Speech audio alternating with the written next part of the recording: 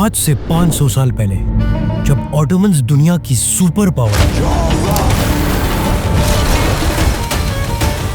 और यूरोप बहुत ही गरीब था, तो फ्रांस के एक छोटे से गांव में लोगों ने चूहों के खिलाफ अदालत में केस कर दिया। और फनी बात यह है कि चूहे वो केस जीत गए।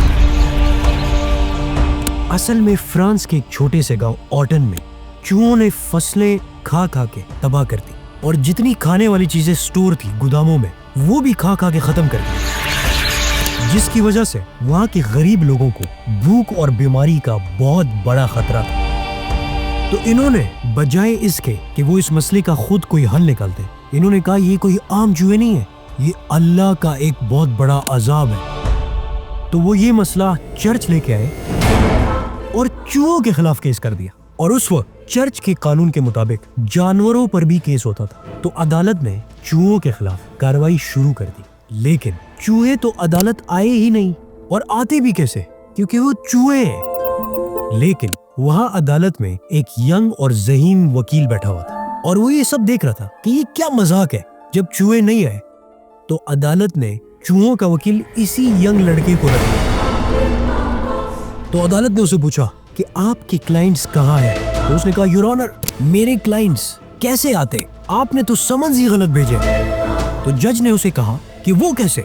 तो उसने जवाब दिया कि आपने तो हर चूहे को बुलाया ही नहीं है, वो तो अलग अलग गांव में रहते हैं, आपने तो सिर्फ एक चूहे को बुलाया। और जज ने ये बात मान ली।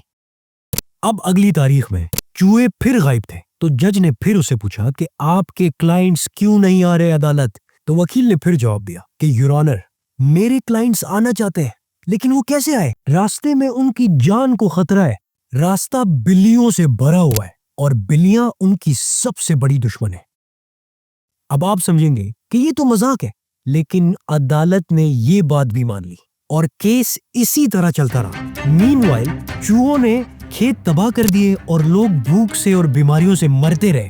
आखिरकार चूहे वो केस जीत गए और वो चूहों का वकील इतना मशहूर हुआ कि वो फ्रांस का एक बहुत बड़ा जज बन गया। ये कहानी आज बहुत फनी है, लेकिन जब उस्मानिया सल्तनत अपनी एम्पायर बना रही थी, तब फ्रांस का चर्च अपना सारा पैसा चूहों के खिलाफ इन स्टूपिड केसेस में बर्बाद कर रहा था। फ्रांस के लोगों ने चूहों को अदालत में बुलाया, लेकिन उनके बच्चे भूख से मर रहे थे। और आज हम कहते हैं कि सैलाब अल्लाह का अजाब है, लेकिन हमारे घर टूटे हुए और लोग मर रहे हैं।